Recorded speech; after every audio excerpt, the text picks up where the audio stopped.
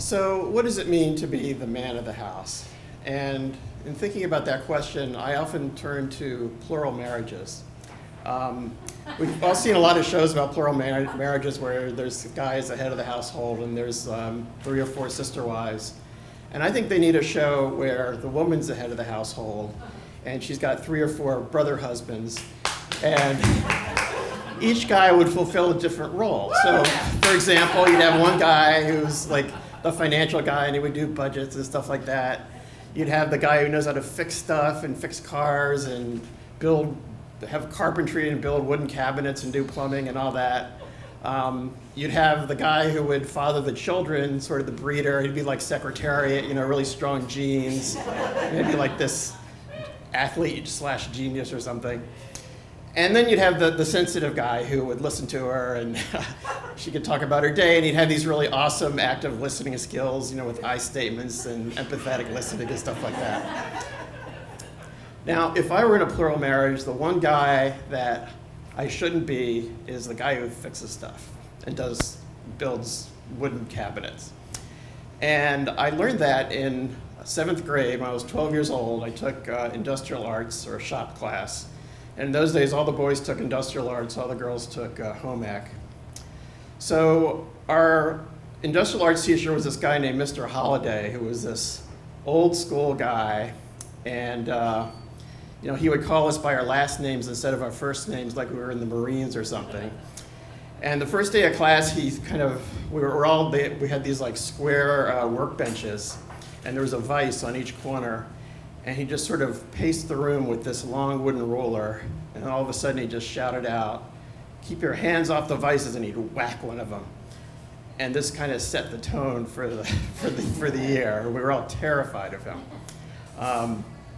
So he told us that this class, this industrial arts, is the most important class that any of you are going to take in school, because you will learn skills that you can actually use in the real world.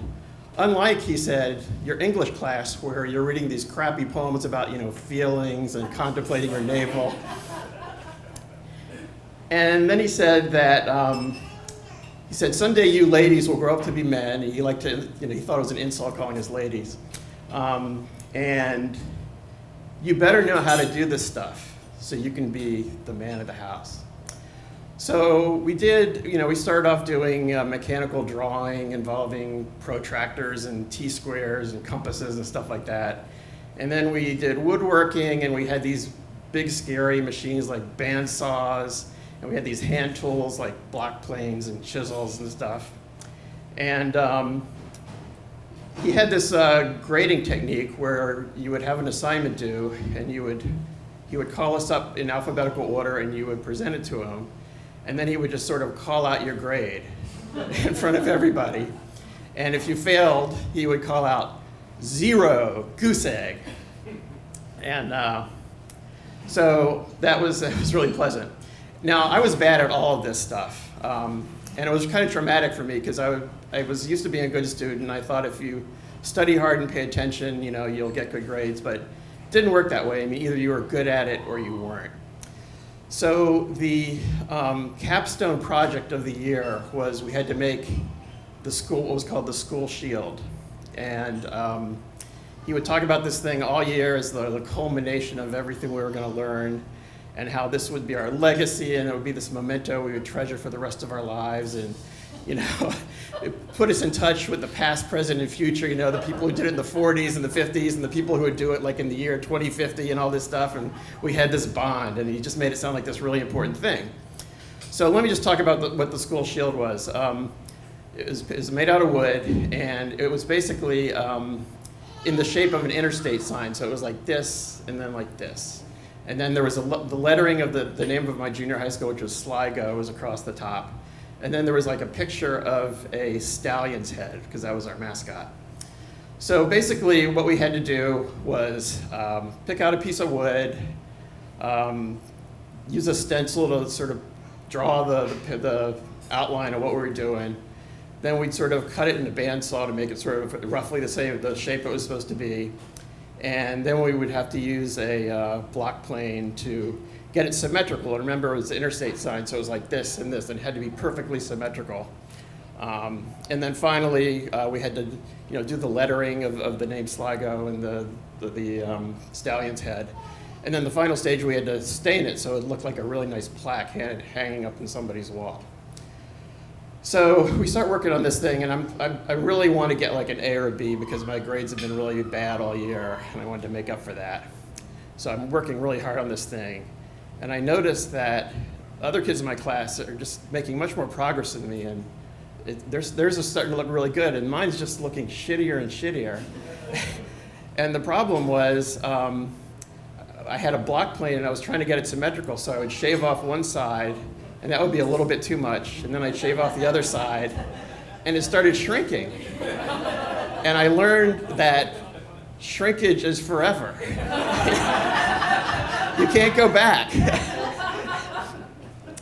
And so we're getting closer and closer, and also my lettering is crooked, and the picture of the stallion is wrong, and everything is off center. So it's getting closer and closer to the due date, and I'm starting to, kind of have this sense of, oh my God, what am I going to do? So the weekend before it's due, I'm in this panic because it's still not ready. And I got my dad to take me to the hardware store, and I bought a chisel and some sandpaper, and I'm just working on this thing, day and night, Saturday night, Sunday night, and the thing's due Monday. And so Monday I go in, and let me just tell you what my shield looked like. Okay. It was supposed to be the size of a dinner plate, okay? My shield was about the size, I could hold it in the palm of my hand. And the stallion head looked kind of like this rat head. And the lettering was crooked, and it looked like this, the whole thing looked like this misshapen runt of the litter. So we get in there, and he's calling us up to the front, and he gets to me, and he goes, Kruger, and I bring it up there, and he looks at it, and he says, what the hell is this? And I say, it's my school shield. And he says, what the hell happened to it? And I say, and I love this, I say, I don't know. Goose egg, 0. So that afternoon, I took my school shield home, and now I was obsessed with how I was going to destroy this thing. And I wanted to think of a way to destroy it that would sort of prolong the process so I could sort of luxuriate in its destruction. And so I had this brilliant idea that what I would do is take it out in the backyard, and I got a hatchet, and I cut it in half. I didn't have the craftsmanship to do halves, so it ended up like 2/3 and a third. And so one piece I chopped up into little pieces, and the other piece I burned. And I watched the whole thing, the stallion and the SLI turn to ash, and that was my legacy.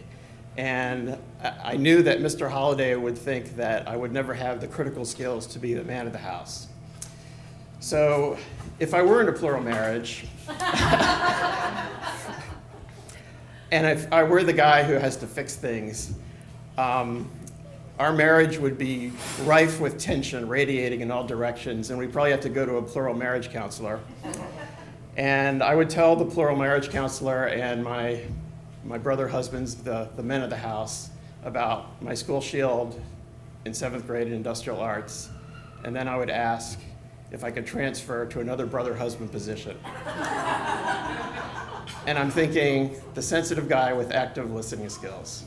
Thank you.